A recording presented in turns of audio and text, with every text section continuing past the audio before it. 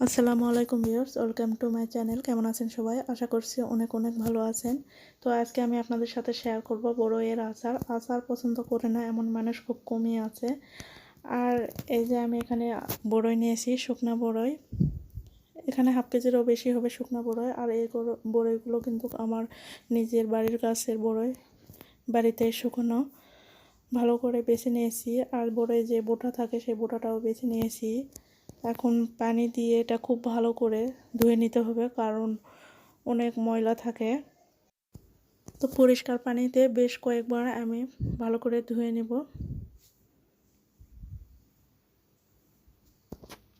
চাইলে কিন্তু এটা আপনারা ভিজিয়েও রাখতে পারেন। তো আমি খুব বেশি ভিজিয়ে রাখবো না, 10 মিনিট ভিজিয়ে রাখবো। তারপরে আমি ধুয়ে ধুয়ে তুলে নেব পানি ঝরিয়ে।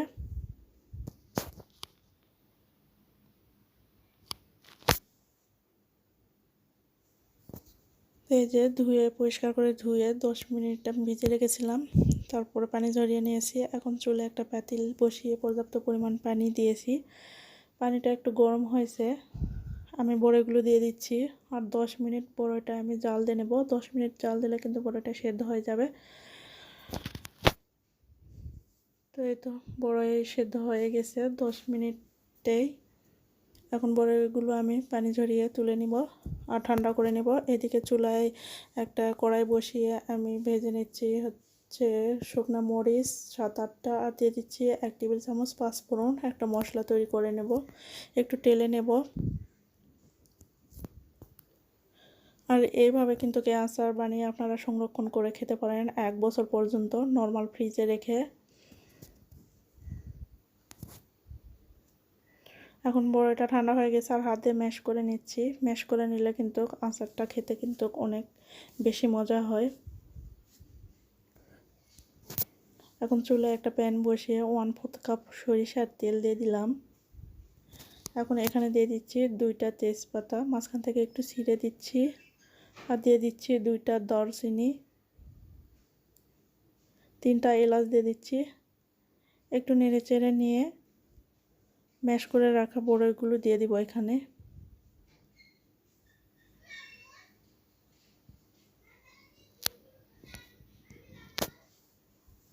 তো বড়িগুলো দিয়ে দেওয়ার পরে কিন্তু তেলের সঙ্গে একটু ভেজে নিতে হবে কয়েক মিনিট।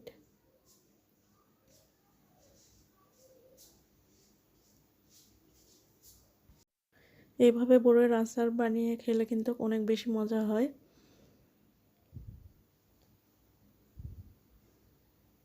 তো এখন দিয়ে দিচ্ছি 1 চা চামচ লবণ। আর এই আচারটা কিন্তু টক ঝাল মিষ্টি আচার, একটু টক একটু ঝাল একটু মিষ্টি। লবণ দিয়ে একটু নেড়েচেড়ে নেওয়ার পরে আমি এখানে চিনি অ্যাড করে দিচ্ছি। প্রথমে আমি 1 কাপ চিনি দিয়ে দিলাম। আমি 3বার চিনি অ্যাড করে দেব। প্রথমে আমি দিয়ে দিলাম 1 কাপ, পরে আবার দিয়ে দিব আমি। মোট আমি এখানে চিনি ব্যবহার করেছি 2.5 কাপ। তো চিনি দেওয়ার পরে কিন্তু একটু পানি ছেড়ে দেবে। আর আচারটা এভাবে অনবরত নাড়তেই থাকতে হবে, তা নাহলে কিন্তু নিচে লেগে যাবে। নিচে লেগে পোড়া লেগে গেলে কিন্তু খেতে ভালো লাগবে না। অনবরত নাড়তে হবে। এই আচার কিন্তু ভাতের সঙ্গেও খাওয়া যায়, খিচুড়ির সঙ্গেও খাওয়া যায়, অনেক মজা লাগে। এখন দিয়ে দিচ্ছি 2টা শুকনো মরিচ ভেঙে দিয়ে দিলাম, দিয়ে একটু নেড়ে চেড়ে নিচ্ছি। তারপরে এখন এখানে দিয়ে দেব ভেজে রাখা মশলা। শুকনো মরিচ ভেজে আমি চিলি ফ্লেক্স করে নিয়েছিলাম, সেটা দিয়ে দিলাম। আর দিয়ে দিলাম পাঁচফোড়নের মশলা। তো মশলাগুলো দিয়ে দেওয়ার পরে একটু নেড়ে চেড়ে নিচ্ছি। দেখতে পাচ্ছেন একটু আঠালো আঠালো হয়ে আসছে। এভাবে নাড়তে নাড়তে যখন দেখবেন যে প্যানের গায়ে আর লেগে আসছে না, তখন বুঝতে হবে যে আচারটা হয়ে গেছে। তো দেখতে পাচ্ছেন প্যানের গায়ে কিন্তু আর লেগে আসছে না। এখন আচারটা আমার তৈরি হয়ে গেছে। আর এই আচার কিন্তু আপনারা সংরক্ষণ করে রাখতে পারবেন নর্মাল ফ্রিজে রেখে, কাঁচের বয়ামে ভরে 1 বছর পর্যন্ত।